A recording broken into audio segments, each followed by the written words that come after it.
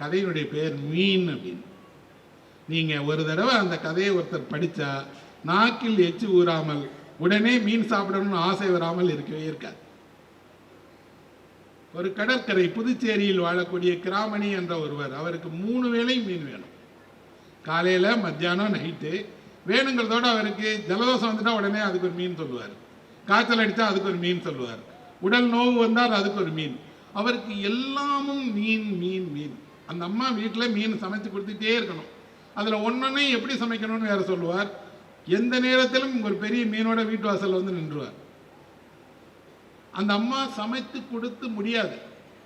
ஆனால் அவரை எப்போனாலும் சொல்லுவார், அதை செஞ்சிருமா, இதை செஞ்சிருமா, இந்த சுறாவை புட்டு வச்சிருமா, இந்த நெத்திலியை வறுத்துருமான்னு. இந்த அம்மா தான் போய் மீன் வாங்க போகணும். கதையில் வரக்கூடிய கிராமணி அல்ல, சமைத்து தரக்கூடிய இவர் அல்ல.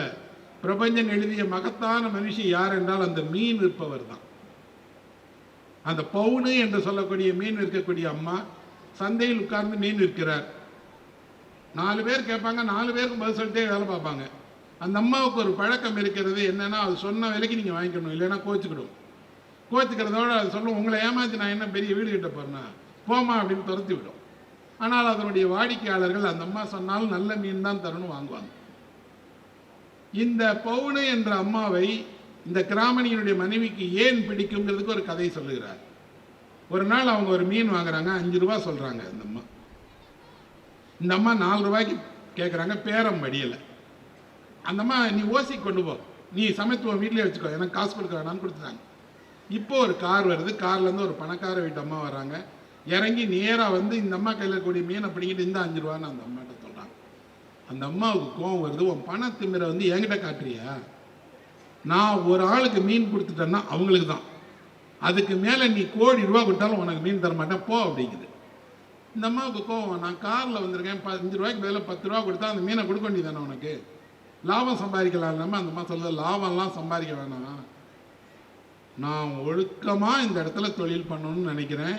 இந்த அம்மா என் நிரந்தர வாடிக்கையாளர், இந்த அம்மாவுக்கும் எனக்கும் இடையில எப்படி வேணாலும் கொடுப்போம், வாங்கிக்கிடுவோம், நீ உன் திமிரை காட்டுறதுக்கு இது இடம் கிடையாது, போ அப்படின்னு துரத்தி விட்டுருது. எந்த பெரிய நிறுவனத்திலும் இல்லாத துணிச்சல் சாதாரண அந்த அம்மாவுக்கு இருக்குங்கிறதோட அந்த அம்மா என்ன சொல்லுது, என் வாடிக்கையாளர் எனக்கு ரொம்ப ரொம்ப முக்கியம், அவர் கூட எனக்கு என்ன வேணாலும் இருக்கலாம், நான் 1 ரூபாய்க்காக விட்டு கொடுப்பேன் அல்லது சும்மா கொடுக்க சொல்லுவேன், ஆனால் உனக்கு கொடுத்துட மாட்டேன். இந்த அம்மா என்ன செய்யுது, இந்த ஒரே ஒரு சம்பவம் 30 வருஷமாக அந்த அம்மாட்டையே மீன் வாங்க வைக்குது. இந்த அம்மா மீன் வாங்கிட்டு வந்து சமைக்கும், அவர் கணவர் சாப்பிடுவார்.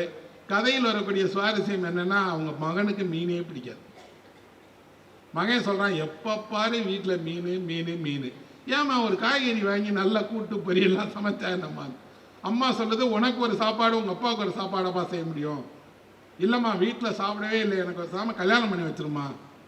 ஆனால் ஒரே கண்டிஷன் என்னென்னா, நல்ல காய்கறி சமைக்க தெரிந்த, காய்கறியை விரும்புகிற பொண்ணாக இருக்கணும் அப்படின்னு தேடி பார்த்து ஒரு பொண்ணை கல்யாணம் பண்ணி வச்சுறாங்க. அழகான பொண்ணு, சொந்தக்கார பொண்ணு, உள்ளூர் பொண்ணு. அந்த பொண்ணு வந்த அன்னைக்கு முதலிரவில் எல்லா கணவனும் கேட்காத ஒரு கேள்வியை அவன் கேட்குறான், தப்பாக எடுத்துக்கிட்டாத, உனக்கு மீன் பிடிக்குமா அப்படின்னு கேட்குறான். அந்த பொண்ணு சொல்லுது, அவ்வளவா பிடிக்காது, கொஞ்சமாக பிடிக்கும் அப்படின்னு. நல்ல வேலை, நல்ல காய்கறிகள் சாப்பிட்லான்னு. 2 நாள் ஆகிறது, இவங்க வீட்டில் விருந்து நடக்கு. விருந்து வச்சா இவங்க அப்பா உட்காந்து சாப்பிட்ற மாதிரியே அந்த அம்மா இவருடைய புது மனைவி இட்லிக்கு மீன் குழம்பு தொட்டுக்கிட்டு சாப்பிட்டுட்டு இருக்கு. பக்கத்தில் இருக்க சட்னியே தொடவே இல்லை. இந்த பையன் திரும்பி பார்த்து சொல்கிறான், எங்கள் அப்பா மாதிரியே தான் மருமகளும் வந்திருக்கா. மீன் அல்ல, சிலருடைய இயல்பு, சிலருடைய விருப்பம் என்பது இன்னொருவருக்கு விருப்பமின்மையாக தோன்றும். அதே நேரத்தில் ஒருவருக்கு ஏதோ ஒரு சுவை பிடித்திருக்கிறது என்றால் அது வெறும் சுவை அல்ல, அவர் அதன் வழியாக தன் மகிழ்ச்சியை உருவாக்கிறார், அதன் வழியாக தன்னை ஆற்றுப்படுத்திக்கிறார், அதன் வழியாக தன் சொந்த சந்தோஷத்தை உருவாக்கி கொள்கிறார். இந்த வாழ்க்கை என்ன என்றால், இவ்வளோ ஒரு பெரிய மீனாக இருந்தால் வாங்கிட்டு வந்து நிற்கும் போது அந்த அம்மா சொல்லுது, தினம் தானையா சாப்பிட்ற, உனக்கு இந்த ஒரு நாள் கூட அழுத்தே போகலையானா அந்த ஆள் சொல்கிறாரு, மீனில் மட்டும் அழுக்கவே அழுக்காதுமான்னு கோச்சிக்கிட்டே சமைச்சு கொடுத்துறாங்க. நல்லா தெரியுது, ஒரு குடும்பம் என்பது இப்படியான சின்ன சண்டைகள், சச்சரவுகள், விருப்பம், விலக்கு, ஆளுக்கு ஒரு சுவை, எல்லாவற்றையும் கலந்தது தான். அந்த கதை ஒரு சின்ன சித்திரத்தை நமக்கு தருகிறது. இந்த வாழ்க்கையில் எல்லாமும் இருந்தாலும் இந்த வாழ்க்கைக்கு வெளியிலிருந்து ஒரு கை அன்றாடம் உங்களுக்காக உழைத்து கொண்டு பொது வெளியில் நீங்கள் பார்த்தாலும் உங்களால் மறக்கப்பட்டு வருகிற அந்த மீன் விற்கக்கூடிய அந்த பெண்ணை போன்றவர்கள் இந்த உலகத்தில் தான் வாழ்கிறார்கள். உங்கள் மகிழ்ச்சியை அவர்கள் உருவாக்குகிறார்கள். அவர்களை மறக்காதீர்கள் என்று சொல்றார். வேடிக்கையான மனிதர்களுக்கு இலக்கியத்தில் இடம் கிடையாதா? மகிழ்ச்சிப்படுத்துவர்கள் இலக்கியத்தில் கிடையாதா என்றால் அப்படி ஒரு கதாபாத்திரம் இருக்கிறார். அவரையும் எனக்கு பிடிக்கும். அவர்தான் முல்லா. நீங்கள் முல்லா கதைகள் என்று சின்ன பிள்ளைங்கள கேட்டிருப்பீங்க. இப்போ கூட டிவியில் முல்லா கதைகள் போட்டாங்க. நிறைய நூலகத்துக்கு போனால் முல்லா கதைகள் இருக்கும். முல்லா நசுருதீனுடைய கதை. முல்லா வேடிக்கையானவர். அவர் எப்படி இருப்பார்னா தெரியும். கழுதை மேலே இந்த பக்கம் திரும்பி உட்கார்ந்துருப்பார். முட்டாள்தனமாக செய்வார். ஒரு அறிவாளி முட்டாளாக நடந்து கொள்வது எப்படி என்பதற்கு முல்லாவை உதாரணம் சொல்லுவாங்க. முல்லாவினுடைய அறிவு திறன் எப்படிப்பட்டது அப்படின்னா, யோசித்தால் நமக்கு உடனே சிரிச்சிருவோம், யோசித்தால் அது வியப்பூட்டக்கூடியதாக இருக்கும். முல்லா ஒரு கடைக்கு போகிறார், நிறைய ஜாமான் வாங்கிறார், அதை தூக்கிட்டு போக முடியல. ஒருவனை அழைத்து சொல்றாரு, நான் கூலி தரேன், இதை கொண்டு போய் என் வீட்டில் கொடுத்துருக்கியாப்பா அப்படின்னு. அவன் வாங்கிட்டு சொல்கிறான், அவங்க வீடு எங்கே இருக்குன்னு சொல்லி அட்ரஸ் கொடுங்கன்னு. முல்லா சொல்கிறாரு, அட்ரஸ் கொடுத்தா தான் நீ என் வீட்டில் நாளைக்கு வந்து திரும்பிடுவே, அட்ரஸ்லாம் கொடுக்க மாட்டேன்னு சொல்கிறார். சொன்ன உடனே ஒரு சின்ன சிரிப்பு வருகிறது. ஆனால் பின்னாடி இருக்குன்னா, அட்ரஸ் இல்லைன்னா எப்படிங்க அவன் வீட்டுக்கு போவான்? அதே நேரத்தில் முல்லாவுடைய சந்தேகம் சரி, அட்ரஸ் கொடுத்தா நாளைக்கு அவன் திருட வரமாட்டான்னு என்ன நிச்சயம்? சின்ன சின்ன சின்ன சின்ன நகைச்சுவையின் வழியாக ஒரு துருக்கி நாட்டை சேர்ந்த முல்லா உலகம் முழுக்க மக்களை சிரிக்க வைக்கிறார். கதையில் தான் முல்லா இருக்கிறார். நீங்கள் முல்லாவை போல நடந்து கொள்ள முயன்றால் உலகம் உங்களை துரத்திடும். ஆனால் முல்லாவினுடைய நகைச்சுவை ஒரு உயர்ந்த நகைச்சுவை. அந்த உயர்ந்த நகைச்சுவையில் என்ன இருக்கு? அவர் மாடியில் ஏதோ செஞ்சுட்டு இருக்காரு. கீழே இருந்து அவர் மனைவி கேட்குறாங்க, என்னங்க ஏதோ சத்தம் கேட்டுச்சு அப்படின்னு. அவர் சொல்றாரு, சட்டை கீழே விழுந்துருச்சுமா அப்படின்னு. சட்டை கீழே விழுந்தா இவ்வளோ சத்தம் கேட்காதீங்க அப்படின்னு. சட்டைக்குள்ள நானும் இருந்தேம்மா அப்படின்னு சொல்றாரு. ஆனால் இந்த பதில் எவ்வளவு புத்திசாலித்தனமாக இருக்கு பாருங்க. இவர் தான் கீழே விழுந்தது. முல்லா ஒரு விருந்துக்கு போகிறார். அந்த விருந்தில் அரசருடைய விருந்து. இவர் சாதாரண உடையை அணிஞ்சிட்டு போயிட்டார். காவலாளிகள் விடமாட்டேன்ட்டாங்க. இந்த உடையில் உள்ள வந்தால் விருந்துக்கு கிடையாது. முல்லா வீட்டுக்கு போகிறார். பட்டு அங்கேயே எடுத்து போட்டுக்கிறார். நேராக வர்றார். பட்டு அங்கேயே அணிஞ்சிட்டு வந்தால் கட்டாயம் பெரிய ஆளாக இருப்பார்னு உள்ளே அனுப்பிடுறாங்க. உள்ளே போய் விருந்தில் மன்னருக்கு பக்கத்தில் உட்காந்துக்கிறார். ஏன்னா மன்னரும் நிற்கிறாரு, பட்டு அங்கேயெல்லாம் அணிஞ்சிட்டு வந்திருக்காரு. சாப்பிட தொடங்கும் போது முல்லா வாயில் சாப்பிட்றதுக்கு மேலே சட்டைக்கு சாப்பிட்ற ஊட்டிக்கிட்டே இருக்காரு, சட்டை பைக்கு. மன்னர் கேட்குறாரு, என்னையா வேடிக்கையாக இருக்கு, நீ சாப்பிட்றதுக்கு மேலே சட்டைக்கு விட்டுறியேன்னு. சட்டைக்கு தானேங்க உங்கள் இடத்துல மரியாதை. அது சாப்பிட்டு நல்லா இருந்தால் தானே நான் நாளைக்கு 4 இடத்துக்கு போக முடியும். ஆனால் இது முல்லா கதை இல்லை நண்பர்களே. சாப்பிட போகிறது யாரோ கூப்பிட்டுருக்காங்க. அவர் இந்த உடையில வந்தாதான், ஆடம்பரமான உடையில் வந்தால்தான், ஆடம்பரமான காரில் வந்தாதான், 5 விரல்களிலும் மோதிரம் போட்டிருந்தா தான் உங்களுக்கு விருந்தில் சாப்பாடா என்ன? இல்லையே. முல்லா அதை சொல்லி காட்ட விரும்புகிறார். அப்புறம் முல்லா கேலி செய்யக்கூடிய மனிதர்கள் அரசரில் இருந்து எல்லோரையும் கேலி செய்கிறார். முல்லா ஒரு கழுதையை விற்பதற்காக போகிறார். கழுதையை விற்க போகிற இடத்தில் ஒருத்தன் சொல்கிறான், கழுதையை நான் விற்று கொடுத்தா எனக்கு ஒரு 10 ரூபா கொடுங்க, நான் விற்று தரேன் அப்படின்னு. தாராளமாப்பா, என்னால் விற்க முடியலப்பா, இந்த கழுதை ரொம்ப வயசாகிடுச்சு, கொண்டு போய் விற்றுட்டு வரணுன்னு அவன் போய் சந்தையில் நின்று கொண்டு அந்த கழுதையினுடைய பெருமைகளை சொல்கிறான். இந்த கழுதை அதனுடைய திறமை என்ன தெரியுமா? இது குதிரையை விட ஓகையாக ஓடும். இந்த கதிரைக்கு மந்திர சக்தி இருக்கிறதுன்னு நிறைய பொய்களை அடுக்கிட்டே இருக்கான். எவ்வளவு விலைக்கு விற்கலாம்? இவர் 20 ரூபாய்க்கு விற்று 10 ரூபா அவனுக்கு கொடுத்துடலான்னு நினைச்சார். அவன் சொல்ல சொல்ல சொல்ல மார்க்கெட்டில் அந்த கழுதைக்கு 200 ரூபாய் விலை வந்துருச்சு. 200 ரூபாய்க்கு ஒருவர் கேட்கும்போது திடீரென்று ஒரு குரல் கேட்கறது, 210 ரூபாய்க்கு நான் வாங்கிக்கிறேன் அப்படின்னு. யாருன்னு கேட்டால் முல்லா தான். அவன் கேட்குறான், நீங்கள் ஏன் வாங்கிக்கிறீங்க? நீ இவ்வளவு பெருமை உள்ள கழுதைன்னு எனக்கு தெரியாதேப்பா. ஆனால் அவர் கழுதை அல்ல, சந்தையினுடைய பொய்களை நமக்கு அம்பலப்படுத்துகிறார். சந்தையில் எந்த பொருளையும் பொய் சொல்லி கூவி விற்க முடியும், உங்கள் தலையிலே கூட கட்டிட முடியும். அப்போ ஒரு முல்லா கதையில் வந்தாலும் கூட கதையில் வந்த மனிதர் அல்ல. வேடிக்கையான, உலகத்தையே மகிழ்ச்சிப்படுத்துகிற, உலகமெங்கும் இவருக்கு என்று ஒரு ரசிகர் பட்டாளங்களை கொண்டிருக்கக்கூடிய, கதையில் நிரந்தரமாக வாழ்ந்துட்டே இருக்கக்கூடிய மனிதர்கள். மலையாளத்தில் ஒரு எழுத்தாளர், புகழ்பெற்ற எழுத்தாளர், அவர் ஒரு பள்ளி ஆசிரியராக இருந்து எழுத்தாளரானவர். அவருடைய பெயர் காரூர் நீலகண்டன் பிள்ளை என்று. ஒரு பெரிய எழுத்தாளர். நம்ம ஊரில் ஒரு கி ராஜநாராயணன் என்று இருந்தது போல, சுந்தரராமசாமி இருந்தது போல அந்த ஊரில் பெரிய புகழ்பெற்ற எழுத்தாளர். ஆனால் அவர் அதிகம் ஆசிரியர்களை பள்ளி கல்வியை பற்றியே எழுதினவர். அவர் ஒரு கதை எழுதியிருக்கிறார்.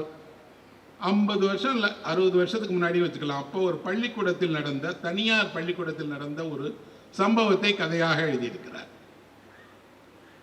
ஒரு தனியார் பள்ளிக்கூடம், அங்கே 180 மாணவர்கள் படிக்கிறாங்க. கிராமத்தில் இருக்கிற சின்ன பள்ளிக்கூடம். அதுக்கு ஒரு தலைமை ஆசிரியர் இருக்கிறார். இந்த பள்ளிக்கூடத்துக்கு வரக்கூடிய மாணவர்கள் எல்லாம் என்ன செய்வாங்க அப்படின்னா, மதிய உணவு கிடையாது, காலை உணவு கிடையாது. அதெல்லாம் அரசு வழங்குகிற இப்போதைய திட்டங்கள். அந்த காலத்தில் வீட்டில் இருந்து தான் அவர்கள் சாப்பாடு கட்டி கொண்டு வரணும். எனக்கே நன்றாக நினைவு இருக்கிறது, எங்கள் பள்ளிக்கூடத்துக்கு வரக்கூடிய மாணவர்கள் எத்தனை விதமான தூக்காளி கொண்டு வருவாங்க, எத்தனை விதமான டிஃபன் பாக்ஸ் வச்சுருப்பாங்க. நல்ல டிஃபன் பாக்ஸ் கூட பலர்ட்டையும் இருக்காது. அதெல்லாம் வசதியான நடுத்தர வர்க்கத்தை சேர்ந்தவர்கள் வீட்டு பிள்ளைகள் தான் டிஃபன் பாக்ஸை அழகாக கொண்டு வருவாங்க. இதுவும் இல்லாமல், தூக்குவாளியும் இல்லாமல், பொட்டலம் கட்டி சோற்றை கொண்டு வரக்கூடியவர்களையும் தெரியும். என்ன கொடுத்து விடுவதற்கு என்று வீட்டில் தெரியாமல் கிழங்கு கொடுத்து விட்ட பெண்கள் இருந்தார்கள். ஆனால் இந்த கிராமத்தில் வரக்கூடிய பையனுக்கு என்ன இருக்குன்னா, அவங்க அம்மா அவனுக்கு ஒரு சோத்தை பொதியாக கட்டி ஒரு சோற்று பொட்டலத்தை கொடுத்து அனுப்பிடுறாங்க. இதை கொண்டு போய் படி மகனேன்னு அவன் கொண்டு வந்து வச்சுட்டு வகுப்புக்கு போயிடுறான். எல்லா மாணவர்களும் ஒரே இடத்துல சாப்பாடை வச்சுட்டு போயிடணும். மதிய நேரத்தில் எல்லோரும் வருவாங்க, அவங்கவுங்க சாப்பாடு எடுத்து சாப்பிடுவாங்க. அந்த பையன் மதியம் வந்து பார்க்குறான், அவன் சோத்து பட்டணத்தை காணும். அந்த பையனுக்கு சோற்று பொட்டலத்தை யார் திருடி இருப்பாங்க? அது சின்ன ஒரு ஏழையினுடைய ஒன்றும் இல்லாத வீட்டிலேருந்து வந்திருக்கக்கூடிய ஒரு சோத்து பொட்டலம். இதை யார் திருடினாங்க? அவன் ஒவ்வொருத்தரையாக கேட்குறான், சக மாணவர்கள்ட்ட கேட்குறான். யாரும் பார்க்கலப்பா, இங்கே தான் வச்சேன், இந்த வரிசையில் தான் இருந்ததுங்கிறான். யாருக்கும் தெரியல. தலைமை ஆசிரியரிடம் போய் கண்ணீர் விட்டு சொல்கிறான், எங்கள் அம்மா இருந்த சோத்தெல்லாம் எனக்கு பொட்டலம் கட்டி கொடுத்தாங்க சார், அது யாரோ திருடிட்டாங்க சார். என்னப்பா பண்ண போறேன்னு கேட்டால் அவன் சொல்கிறான், எனக்கு யாரும் சாப்பாடு கொடுக்க மாட்டாங்க, அதனால் நான் என்ன பண்ணேன்னு தெரியல. நீங்கள் தான் சார் அதை கண்டுபிடிச்சு தரணுங்கிறாரு. கண்டுபிடிச்சு தரனா சாப்பாடை எடுத்தவன் சாப்பிட்ருப்பான்ப்பா, யார் கூடயாவது சாப்பிடுங்கிறாரு. அந்த பையன் அழுதுகிட்டே நிற்கிறான். யார் திருடி இருப்பார்கள்? அவருக்கு இந்த குற்றம் அல்ல. அவருக்கு என்ன முதன்மையாக தலைமை ஆசிரியருக்கு தோன்றுகிறதுன்னா, பள்ளியில் சோற்றை திருடி சாப்பிடுகிற ஒருவர் இருக்கிறார் என்றால் எவ்வளவு அவலமாக இருக்கிறது. திருடி சோற்றை சாப்பிடுகிற வறுமையில் உள்ள இந்த பையன் யார்? 180 பேரில் யாரோ ஒருத்தர். அவன் பள்ளிக்கூடத்தில் யாரோ ஒருத்தர் வச்சிருக்கக்கூடிய சாப்பாடை சாப்பிட்றதுக்கு திருடி சாப்பிட்றான்னா காலையில் சாப்பிடாம வந்துட்டானா? எப்படி அவன் திருடி இருப்பான்? அவனை எப்படி விசாரிக்கிறது? ஒவ்வொருத்தரையா கூப்பிட்டு நீ சாப்பாடை திருடினியான்னு கேட்கணுமா? மாணவர்களை இப்படியெல்லாம் விசாரிப்பது முதல்ல நாகரிகமா? ஆனால் வேற வழி இல்லை, எல்லாரையும் கூப்பிடுறாரு. நான் எடுக்கல சார், நீ எடுக்கல சார்னா ஒரு பையன் சொல்கிறான், அவன் எடுத்துருப்பான் சார்ன்னு. அவனை கேட்டால் அவன் சொல்கிறான், நானே சாப்பாடு கொண்டு வந்துருங்க சார், நான் ஏன் சார் எடுக்க போகிறேன். இப்போது மாணவர்கள் எல்லாம் இதை திருடலைன்னு கண்டுபிடிச்சிட்டார். ஆனால் அங்கே இருக்கக்கூடிய ஆசிரியர்களை விசாரிக்கணும். அவருக்கு என்னன்னா, ஆசிரியர்களிடம் போய் இப்படி கேட்க முடியுமா? நம்ம சார் நீங்கள் யாராவது சாப்பாடு பொட்டலத்தை திருடிட்டீங்களான்னு கேட்கட்டா ஆசிரியர்கள் எவ்வளவு மன வருத்தப்படுவாங்க. சரி கேட்கலன்னா ஆசிரியர்களாக வந்து சொல்கிறாங்களா அப்படின்னா, ஆசிரியர்கள் சொல்கிறாங்க எங்களெல்லாம் கேட்கக்கூடாது சார் இப்படி. இவருக்கு பள்ளியில் நடந்த அந்த விஷயம் மாலை வரை மனதை உறுத்திட்டே இருக்கு. இவ்வளவு ஆண்டு கால வரலாற்றில் பள்ளியில் எத்தனையோ சிறு சிறு பொருட்கள் காணாமல் போயிருக்கு. பை காணாமல் போயிருக்கு, நோட்டு காணாமல் போயிருக்கு, புத்தகம் காணாமல் போயிருக்கு. ஆனால் சாப்பாடு காணாமல் போனது இதுதான் முதல் முறை. யாரை தண்டிப்பது? அந்த அழுத பையனுடைய முகம் அவர் நினைவில் இருக்கு. ஒரு மதிய உணவு இல்லாமல் அம்மா கொடுத்த உணவை யாரோ திருடிட்டாங்கன்னு அழுத அந்த பையனுக்கு நாம என்ன சமாதானம் சொல்றது? யாரும் இல்லை, யாரும் திருடலை. ஆனால் அந்த இது எங்கே போச்சு? பள்ளி முடிந்து எல்லாரும் வீட்டுக்கு போயிடுறாங்க, அவரும் வீட்டுக்கு போகிறாரு. அன்று இரவு அந்த பள்ளியினுடைய மேனேஜருக்கு ஒரு கடிதம் வருகிறது. அந்த கடிதத்தை எழுதியது யாருன்னா தலைமை ஆசிரியர். அவர் எழுதுகிறார், என்னுடைய இத்தனை ஆண்டு கால பள்ளியினுடைய வாழ்க்கையில் இப்படி ஒரு விஷயம் நடந்ததே கிடையாது. நான் உண்மையில் யாருக்கு வருத்தப்படுறதுன்னு தெரியல. பசங்களுக்கா, பசங்களை இப்படி வந்து சாப்பாடோட அனுப்புகிற தாய்மார்களுக்கா, குடும்பத்திற்கா, அல்லது திருடி உண்ணுகிற பையனுக்கா, யாருக்கு வருத்தப்படான்னு தெரியாது. ஆனால் எனக்கு இதை கையாள தெரியாத ஒரு தலைமை ஆசிரியராக இருக்கிறேன்னு குற்ற உணர்வோடு இருக்கேன். அந்த அழுத பையனுடைய முகம் என் நினைவில் வந்துகிட்டே இருக்கு, என்னை தொந்தரவு செய்கிறது. அதனால் நான் ஒரு உண்மையை ஒத்துக்கொள்கிறேன், நான் தான் அந்த உணவை திருடியவன். யார் சொல்கிறா? பள்ளிக்கூடத்துடைய தலைமை ஆசிரியர். உங்களுக்கு ஆச்சரியமாக இருக்கும், ஒரு பள்ளியினுடைய தலைமை ஆசிரியர் ஒழுக்கத்துக்கு அடையாளமாக இருக்க வேண்டியவர், வழிகாட்டுதலுக்கு அடையாளமாக இருக்க வேண்டியவர், ஒரு மாணவன் கொண்டு வந்த ஒரு சோத்து பொட்டலத்தை திருடி உண்ணுகிறேன் என்றால் நான் எந்த அளவு அவலத்திற்கு வாழ்ந்திருக்கேன்னு உங்களுக்கு தெரியக்கூடாதா? அன்றைக்கெல்லாம் தனியார் பள்ளியில் ஆசிரியர்களுக்கு ஊதியம் குறைவு, இன்றைக்கும் குறைவுதான் வைங்க.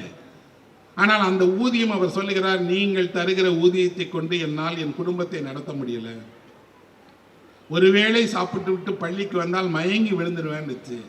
இன்றைக்கும் அப்படித்தான் வந்தது. காலையில் சாப்பிடாம பள்ளிக்கு வந்துட்டேன், மயங்கி விழ போகிற நேரத்தில் பசங்க சாப்பாடு தானே என்று நான் ஒரு பையனுடைய சாப்பாடை எடுத்து சாப்பிட்டுட்டேன்.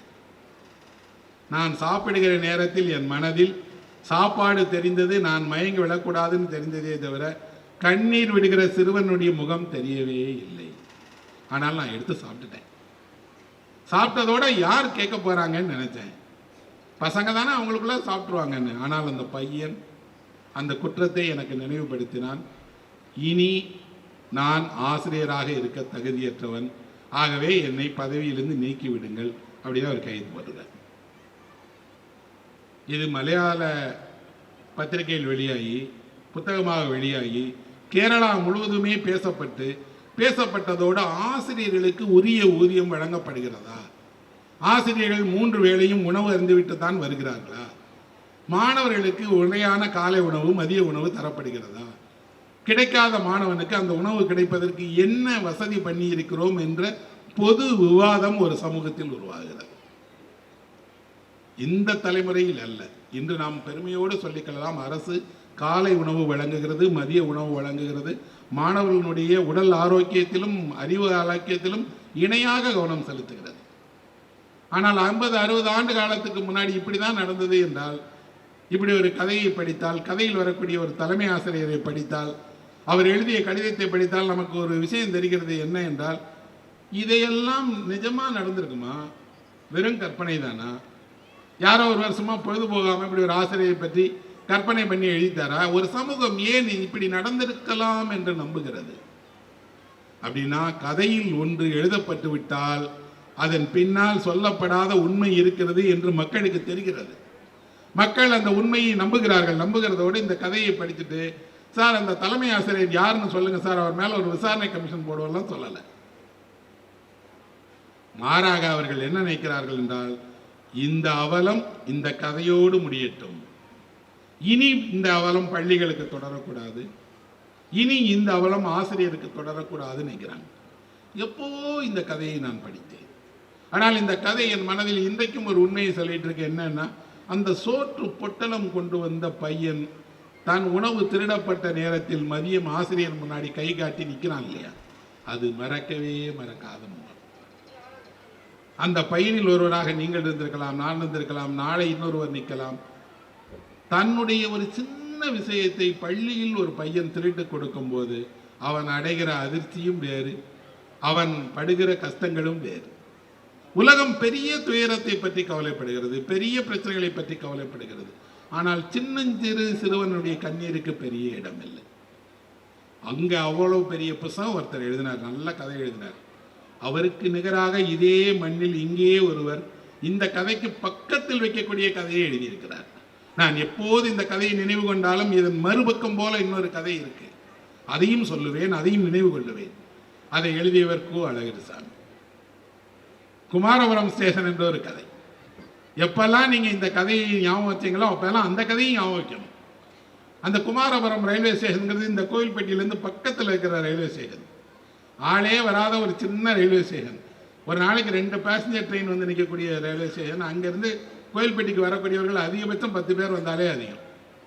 அந்த ரயில்வே ஸ்டேஷனுக்கு ஒரு ஸ்டேஷன் மாஸ்டர், அவருக்கு ஒரு ஃப்ரெண்டு. அந்த ஃப்ரெண்டு என்னென்னா, கோயில்பட்டியிலேருந்து ட்ரெயின் பிடிச்சி அங்கே போய் இறங்கி அவங்க 2 பேர் உட்காந்து பேசிகிட்டு இருப்பாங்க. ஆள் வராத ரயில்வே ஸ்டேஷனில் அவர் என்ன செய்வார், பகலை கழிக்கணும் இல்லையா, அதுக்காக 2 பேர் பேசிகிட்டே இருக்காங்க. அதே ரயில் நிலையத்தில் நானும் கோணங்கியும் போய் ஒரு நாள் அதே பெஞ்சில் உட்காந்து அழகிரிசாமி எந்த இடத்தை எழுதினாரோ அங்கேயே அதே கதையை படித்தோம்.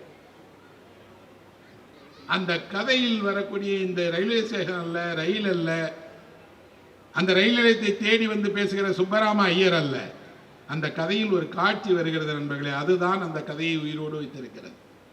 என்ன காட்சி தெரியுமா?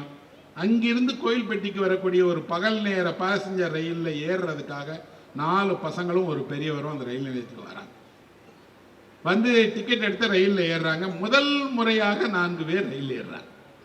உங்களில் எத்தனை பேருக்கு அந்த நினைவு இருக்குன்னு தெரியல. நீங்கள் எப்போ உங்கள் வாழ்க்கையில் முதலாக ரயில் ஏறினீர்கள்? ஆனால் முதலாக ஒருவர் ரயில் ஏறி போகிற பயணம் அவர் வாழ்நாளில் மறந்துருக்க மாட்டார். ஏன்னா ரயில் போகும்போது சுற்றி இருக்கக்கூடிய காட்சிகள் எல்லாம் ஓடத் தொடங்கும். ஒவ்வொரு சிறு நகரத்திலும் ரயில் நிற்கும். சின்ன ஸ்டேஷனில் ரயில் நிற்கும் போதெல்லாம் ஆச்சரியத்தோடு வெளியே பார்ப்பீங்க. இன்றைக்கு நிறைய சின்ன ரயில் நிலையங்கள் எல்லாம் இல்லை, ஆனால் நிறைய சின்ன ரயில் நிலையங்கள் இருந்தது. இந்த பசங்க ஏறி ரயிலில் உட்கார்ந்த உடனே ரயிலில் ஒருவர் வர்றார். அவர் அழகான ஒரு கதாபாத்திரம். அவர் வந்து திருநெல்வேலி ஜங்ஷனில் ஹோட்டல் நடத்தக்கூடிய ஒருவர். அவர் திருநெல்வேலியிலேருந்து இந்த ட்ரெயின் போகிற மதுரைக்கு இடையில் வழியில் கொண்டு போகிறதுக்கு சாப்பிட்றதுக்கு அவ்வளவு பலகாரங்கள், பண்டங்கள், காஃபியெல்லாம் கொண்டு வருவார். அவர் இந்த பசங்களை கேட்குறாரு, என்ன அப்படின்னா, எதுக்குடா பசங்களை நீங்கள் வந்திருக்கிறீங்க அப்படின்னு. அதற்கு அவர்கள் சொல்கிறாங்க என்ன அப்படின்னா, நாங்கள் பள்ளிக்கூடத்தில் படிப்பதற்கு சேர்வதற்காக வந்திருக்கிறோம். எங்கே படிக்க போகிறீங்க? கோயில்பட்டியில் ஒரு ஸ்கூல் இருக்குது, அந்த ஸ்கூலில் சேர்ந்து 7ஆம் வகுப்பு சேர்க்கறதுக்காக போகிறோம் அப்படின்னு. 7ஆம் வகுப்பில் நகரத்தில் இருக்கக்கூடிய ஒரு பள்ளியில் சேருவதற்காக 4 பசங்க அவங்கள கூட்டிகிட்டு ஒரு பெரியவர் ஏறார். அந்த பசங்களுக்கு ஆங்கிலம் தெரியாது. அதனால் கிராமத்தில் ஒரு ஆசிரியர் ஆங்கிலம் சொல்லிக் கொடுத்து அவர்களை ஆங்கிலம் படிக்கிற பள்ளிக்கு கூட்டிகிட்டு போகிறார்.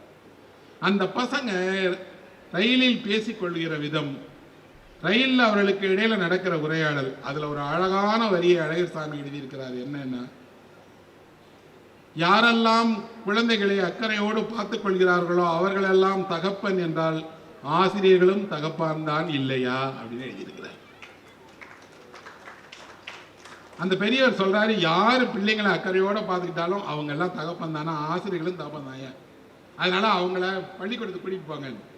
அவர்கள் கோயில்பட்டிக்கு வந்து இறங்குறாங்க. வந்து இறங்கினால் அங்கே இருக்கக்கூடிய ஒரு போர்ட்டர் அவர்களை கூட்டிகிட்டு போய் சாப்பாடு கொடுத்து தங்க வச்சு பள்ளிக்கூடத்துக்கு கூட்டிகிட்டு போய் அவங்க கலந்து கொள்ளக்கூடிய பரீட்சையை எழுத வைத்து அவர்களுக்கு தேர்வுக்கான இடம் கிடைக்க வைக்கிறார். தேர்வு எழுதுகிறார்கள். ஆங்கிலத்தில் தேர்வு. இந்த பசங்க படித்ததெல்லாம் எழுதிடுறாங்க. ஆனால் ஆச்சரியமான ஒரு விஷயம் இருக்கு. என்னன்னா, இந்த பள்ளிக்கூடத்தினுடைய தலைமை ஆசிரியர் தான் இவர்கள் ரயிலில் பார்த்தவர் தான். இவங்களை பக்கத்தில் உட்கார்ந்து ரயிலில் பார்த்துட்டு வந்த ஒருவர். கதை அதுவல்ல. சின்ன ஊர்ல இருந்து முறையா படிக்கிறதுக்கு ஒரு நகரத்துக்கு வரக்கூடிய மாணவர்கள், அவர்களுடைய தடுமாற்றம், ஆங்கிலம் தெரியாவிட்டால் நாம எப்படி போய் அந்த பள்ளிக்கூடத்தில் சேர்றதுன்னு தெரியாத குழப்பம், அதுக்கப்புறம் தன்னம்பிக்கையோடு அவர்கள் நடந்து கொள்கிற விதம், அவர்களுக்கு ஒரு உணவு அளிக்கக்கூடிய ஒரு போர்ட்டர், எத்தனை எத்தனை எத்தனை எத்தனை இந்த கரிசல் மண்ணினுடைய அசலான மனிதர்களை அவர் எழுதியிருக்கிறார். இதுல ஒருத்தர் ஒரு பெரிய ரயிலில் இவங்களுக்கு எதிர் சீட்டில் உட்காந்துட்டு வந்தார் இல்லையா, அவர் சொல்றாரு, பசங்களா நீங்களாம் படித்து காலேஜுக்கு வந்தால் திருநெல்வேலிக்கு வந்துருங்கடா, ஏன் ஹோட்டலில் சாப்பாடு போடுறேன்டா அப்படின்னு. அப்போ அவர்கிட்ட கேட்குறாங்க, ஐயா உங்கள் ஹோட்டலில் சாப்பிட்டா எல்லாரும் கணக்கு வச்சு கொடுத்துருவீங்களான்னு. சில பசங்க கொடுப்பாங்க, சிலரால் கொடுக்க முடியாது. கொடுக்காட்டா நீயா படிக்கிறவனுக்கு சாப்பாடு போடுறது தப்பா அப்படின்னு கேட்குறாரு. ஏன் கதையில் வாழுகிற மனிதர்களை திரும்ப திரும்ப நான் பேசிக்கொண்டே இருக்கிறேன், முக்கியம் என்கிறேன் என்றால், அவர்கள் எல்லாம் வாழ்க்கையில் நீங்கள் நடந்து கொள்ளாத ஒன்றை நடந்து கொள்ள வேண்டும் என்பதற்காக வலியுறுத்துறாங்க. இந்த கதையில் ஓடக்கூடிய ஹோட்டல் ஓனர் சொல்றாரு, அப்படியெல்லாம் அறத்தோடு தான் வேலை செய்யணும், அறத்தோடு தான் தொழில் நடத்தணும், அறத்தோடு தான் உணவகம் செய்யணும்னு சொல்றாரு. யாரோ ஒருவர் யாரோ படிப்பதற்காக வந்திருக்காங்க, யாரோ ஒரு போர்ட்டர் அவர்களை வீட்டில் தங்க வச்சு பள்ளிக்கூடத்துக்கு கூட்டிகிட்டு போய் அட்மிஷன் வாங்கி கொடுக்குறாரு. அப்படி என்றால் இந்த உலகத்தின் மீது இந்த கதையை படிப்பவர்களுக்கு நம்பிக்கை வருது. நாம இப்படிப்பட்ட மனுஷங்கள்லாம் இருக்கிறாங்க, இவர்களெல்லாம் இருக்கிற வரை நாம் இந்த உலகத்தில் மகிழ்ச்சியோடு இருக்கலாம், இவர்களையெல்லாம் நம்பலாம், இவர்களெல்லாம் உதவி செய்வார்கள்ங்கிற நம்பிக்கை நமக்கு வருகிறது. அப்புறம் அந்த சின்ன ரயில்வே ஸ்டேஷன், அந்த ரயில்வே ஸ்டேஷனுடைய பகல் நேரத்தை எழுதியிருக்கிறார். தயவு செய்து ஒரு முறை நீங்கள் என்றைக்காவது ஒரு நாள் ஒரு அரை மணி நேரத்தை நீங்கள் அந்த குமாரபுரம் ரயில்வே ஸ்டேஷனில் போய் உட்கார்ந்து பாருங்க, எவ்வளவு உண்மையாக ஒரு எழுத்தாளர் எழுதியிருக்காருன்னு தெரியும். எழுதுவதோடு ஒரு வேடிக்கையான விஷயத்தையும் எழுதியிருக்காரு. அந்த ஊரில் ரயில் நிலையம் வைத்ததால் என்ன பிரயோஜனம் என்றால், ரயிலுக்கு தண்ணீர் பிடிப்பார்கள். இப்போ உள்ள ரயிலெலாம் தண்ணி பிடிக்காது. அந்த காலத்தில் வரக்கூடிய ரயிலெலாம் ஒரு இடத்துல நின்று தண்ணீர் பிடிக்கும். தண்ணீரை ரயிலிருந்து பெற்றுக்கொள்ளலாம். தண்ணீர் கிடைக்காத கரிசல் காட்டு கிராமத்தில் ரயிலிருந்து தண்ணி பிடிக்கிறதுக்காக பயன்படுத்துவாங்க. ரயிலில் ஆட்கள் ஏறுறாங்களோ இல்லையோ, கிராமத்துக்கு தண்ணி கொடுக்கறதுக்காக ரயில் இருக்கட்டும்னு சொல்கிறாங்க. ஒரு கதைக்குள் எத்தனை சின்ன சின்ன சின்ன சின்ன சின்ன சின்ன அழகான விஷயங்கள், அழகான மனிதர்கள், அவர்களுடைய வாழ்க்கை, அதை எழுதப்பட்டிருக்கக்கூடிய விதம். அப்படின்னா கதை என்பது வெறும் கதை அல்ல, படித்து நல்லா இருக்கு நல்லா இல்லை, எனக்கு பிடிச்சிருக்கு பிடிக்கல அப்படிங்கிறத மட்டும் சொல்லக்கூடிய உலகம் அல்ல. இந்த கதைகள் எல்லாம் நம்முடைய சமகாலத்து வாழ்க்கையை, இப்ப இருக்கக்கூடிய நீங்களும் நானும் பார்த்த, அல்லது என் தந்தை பார்த்த, என் தாத்தா பார்த்த உலகத்தை சொன்னது. ஆனால் 2 பெரிய எப்பிக்னு சொல்லப்படக்கூடிய இதிகாசங்கள் இந்தியாவில் இருக்கு. அது காஷ்மீர்லேருந்து கன்னியாகுமரி வரைக்கும் எல்லோருக்கும் தெரிந்த கதை. எங்கே போய் நீங்கள் மகாபாரதத்தை சொன்னாலும் எல்லாருக்கும் தெரியும், எங்கே போய் ராமாயணத்தை சொன்னாலும் 2க்கும் தெரியும். இந்த 2 கதைகளும் இந்தியா முழுவதும் எல்லா மக்களுக்கும் தெரியும். பழங்குடி மக்களுக்கு கூட இந்த கதைகள் தெரியும். பழங்குடி மக்களிடம் கூட இந்த கதையினுடைய மாறுபட்ட வடிவங்கள் இருக்கு. இந்த 2 கதைகளிலுமே 2 பேரை எனக்கு ரொம்ப பிடிக்கும். கதையில் வாழக்கூடிய மனிதர்களில் நான் இவர்களை என்னுடைய ஆதர்சங்களாக எப்பவுமே வைத்துட்டு இருப்பேன். ஒருவர் யார் என்றால் ராமாயணத்தில் வரக்கூடிய பரதன். ராமனை அல்ல, எனக்கு ராமாயணத்தில் மிகவும் படித்த கதாபாத்திரம் பரதன் தான். ஏன் அப்படின்னா பரதன் ஒருவன் தான் தாயை கண்டிக்கிற மகனாக இருக்கிறான். எல்லா மகனையும் அம்மா தான் கண்டிப்பாங்க. ஆனால் முதல் முறையாக ஒரு மகன் தாயை கண்டிக்கிறான். அம்மா, நீ மகன் நல்லா இருக்கணும்னு நினைக்கிறது தப்பு இல்லைம்மா, அடுத்தவன் நல்லா இருக்கக்கூடாதுன்னு நினைக்கிறியா, அது தப்புமான்னு நினைக்கிறான். அப்படின்னா அம்மாக்களுக்கும் அறிவுரை சொல்லத்தான் வேண்டியிருக்கிறது. அம்மாவுக்கு அறிவுரை சொல்லக்கூடிய பரதன் என்ன சொல்றான் அப்படின்னா, அம்மா, ராமன் உன்னை தாயை போல நினைச்சிட்டு இருக்கான், அவன் ஆளக்கூடாதுன்னு சொல்லி என்னை நான் கேட்டனா அந்த பதவி எனக்கு வேண்டுமா என்று. அப்படின்னா ஒருவர் அவர் ஆசைப்படாத ஒன்றை அவங்க அம்மா ஆசைப்பட்டுறாங்க. அம்மா ஆசைப்பட்டதோடு அதற்கான எல்லா வழிகளையும் செய்து கொடுத்துட்றாங்க. ஆனால் மறுக்கிறார். மறுத்துவிட்டு இப்படியெல்லாம் நடந்துருச்சுன்னு கோசலையினிடம் ராமன் போய் தன்னுடைய தாயிடம் சொல்றான், அம்மா, நான் அல்ல பரதன் தான் ஆளப்போகிறான்னு. ராமனுடைய அண்ணன் என்ன சொல்றா தெரியுமா, நின்னிலும் நல்லவன் அவன் சொல்றார். உன்னை விடவும் நல்லவன்பா பரதன். அப்ப ராமனை விடவும் நல்லவன் யாருன்னா பரதனா, அவன் அரசாகட்டும்பா அப்படின்ட்டு. பரதன் போய் அதே ராமனுடைய அன்னையை பார்க்கிறான். அன்னையிடம் கேட்கிறான், அம்மா, என்னை மன்னிச்சிருங்க, என் பேரால அண்ணனை இப்படி அரியணைக்கு வேண்டாம் என்று துரத்திட்டாங்களே. அப்ப அந்த அம்மா ஒரே கேள்விதான் கேட்கிறான், உன்னை அரசாட்சியில் அமர வைக்க வேண்டும் என்று உன் அன்னை விரும்பினார்கள் இல்லையா, அது பத்தி உனக்கு முன்னாடியே தெரியுமா தெரியாது? அப்படின்னா உன் விருப்பத்தின்படிதான் உங்க அம்மா கேட்டாங்களா, உன் விருப்பம் இல்லாம கேட்டாங்களா? அம்மா, எனக்கு தெரியாது, எனக்கு அதை பற்றி நான் அறிந்து கொள்ளவே இல்லை. அப்ப போதும்பா, இது தப்பு இல்லப்பா, உன் தப்பு இல்லப்பா, விட்டுருப்பான்றாங்க. இவ்வளவு அம்மா மோசமாக நடந்து கொண்ட போதும் அம்மாவை ஏன் பரதன் கண்டிக்கவே இல்லை என்றால், அவளை கண்டித்தால் ராமனுக்கு கோபம் வரும். ராமன் தான் சொந்த தாயை விட இவங்களை அதிகம் நேசிக்கிறான், அதுக்காக நேசிக்கிறான். ஒரு கதாபாத்திரத்தை உருவாக்கும் போது அந்த கதாபாத்திரம் எவ்வளவு நெருக்கடி இருக்கு. சரிப்பா, இவ்வளவு பெரிய நின்னும் நல்லவன்னு சொல்ற பரதன் என்ன நல்லது செஞ்சிட்டான்? அப்படிலாம் முன்னாடி எதுவும் எந்த நல்லதையும் சொல்ல மாட்டாது ராமாயணம். ஆனால் ஒரு விஷயம் சொல்லுகிறது, மனதிலும் தீங்கு நினைக்காதவன் அவன், செயல் அல்ல, மனதிலும் கூட பரதன் நல்லதவன் தான் அப்படின்னு. அப்படின்னா ஒரு ராமாயணத்தை படிக்கக்கூடிய நாம் பரதனாக நடந்து கொள்ள போகிறோமா? உங்கள் அன்னை உங்கள் நலத்திற்காக, உங்கள் எதிர்காலத்திற்காக, உங்கள் வசதிக்காக, உங்கள் பெயருக்காக ஒன்றை பெற்று உங்கள் தரபோதும் கூட அறத்தின் பக்கம்தான் நான் நிற்பேன், எனக்கு வேண்டாம், அது உரியவரை சேரட்டும் என்று நீங்கள் பரதனாக நடந்து கொள்வீர்களா என்ன? அம்மாவை தூண்டி இப்படி ஒன்றை அடையிறதுல வேண்டாம் முயற்சி காட்டுவோமே தவிர, தனக்கு கிடைக்கிற ஒன்றை நீங்கள் மறுக்கிற ஒருவராக இருக்க மாட்டீங்க. அப்படின்னா கதையில் வந்தாலும் பரதன் நாம் பின்பற்ற வேண்டிய, நாம் நேசிக்க வேண்டிய ஒருவர். இன்னொருவர் இருக்கிறார், அவர் இதிகாசத்தினுடைய நாயகர், தந்தைக்காகவே வாழ்ந்த மனிதன், அவர்தான் பீஷ்மர். தந்தைக்காகவே அவர் தந்தைக்கு திருமணம் செய்து வைக்கிறார். தந்தை ஒரு இளம்பெண்ணை பார்த்து இளம்பெண்ணின் மீது ஆசை கொண்டுட்டார். அந்த பொண்ணுக்கு திருமணம் செய்யணும்னா மகன் கண்டிக்கணும் இல்லையா தந்தையை? தந்தையினுடைய பலவீனங்களை எதையும் மகன் கண்டிக்கவே இல்லை. கண்டிக்காதோடு தந்தையின் மீது அவன் எவ்வளவு அன்பு செலுத்துறான்னா, அப்பா என்ன செய்தாலும் சரி, அப்பாவினுடைய ஆசையை நிறைவேற்றுவதுதான் எனக்கு. தந்தைக்காகவே ஒரு மனிதன் வாழ முடியும் என்றால் எவ்வளவு வாழ முடியும் என்பதற்கு பீஷ்மர் ஒரு உதாரணம். ஆனால் அந்த பீஷ்மர் தந்தையால் வளர்க்கப்பட்ட பிள்ளை இல்லை. அவர் பிறந்தவுடனே கங்கைக்கு கொண்டு போயிடுறாங்க. தந்தை அவரை வளர்க்கவில்லை, தந்தை உருவாக்கவில்லை. தாய் தான் வளர்க்கிறாள், தாய் தான் ஆளாக்குகிறாள், தாய் தான் அவரை வாலிப வயது வரை வளர்த்து தந்தையை பார் என்று அனுப்புகிறார். அதை படிக்கும்போது நான் ஆழ்ந்த மகாபாரதம் படித்தேன். படிக்கும்போது என் மனதில் தோன்றியது, கணவனை பிரிந்து தனியே வாழுகிற பெண் பிள்ளையை வளர்ப்பானால் அந்த பிள்ளை அன்பால் உருவானவனாகத்தான் வளரும். அவனை நேசிப்பதற்குத்தான் அடையாளமாக உருவாக்குவார். அப்பா இல்லை, இந்த பிள்ளையை நாம தப்பா வளர்த்துட்டோம்னு சொல்லிடக்கூடாது என்பதால் எல்லாவற்றிலும் பீஷ்மரை சரியாக வளர்க்கிறார். கடைசி வரை பீஷ்மர் தந்தைக்கு கொடுத்த சபதத்தை மாறாதவராக, நித்திய பிரம்மச்சாரியாக, அவ்வளவு பெரிய போர் வீரனாக, நிகரற்ற ஒரு ஆளுமையாக, மகாபாரதத்தினுடைய முதுகெலும்பாக இருக்கிறார் என்றால் நாம பீஷ்மரிடமிருந்து ஒன்றை கற்றுக்கொள்ளலாம். என்ன என்றால், தந்தையின் பொருட்டாக ஒரு மனிதன் வாழலாம் என்பதை. தந்தையோடு பிணக்கு கொள்வது, முரண்பாடு கொள்வது, எதிர்ப்பது, அது தனி இருக்கு, இல்லைன்னு சொல்லல. ஆனால் அதே காப்பியத்துக்குள் தான் இப்படி ஒரு கதாபாத்திரமும் எழுதப்படுகிறது. அப்படின்னா இதிகாசம், எழுத்து, வாழ்க்கை எல்லாவற்றிலும் நன்மை தீமை என்று இரண்டு இருக்கிறது. நன்மையினுடைய பக்கத்தை இலக்கியம் அதிகம் சொல்லிட்டே இருக்கு. நன்மையினுடைய அடையாளங்களை அடையாளப்படுத்திட்டே இருக்கு. தவறு யார் செய்தாலும் அந்த தவறை தண்டிக்க வேண்டும் என்பதை இலக்கியம் சுட்டிக்காட்டி கொண்டே இருக்கிறது. அப்படின்னா மறக்க முடியாத கதாபாத்திரங்கள் இலக்கியத்தில் உருவாக்கப்பட்டிருக்கிறார்கள்.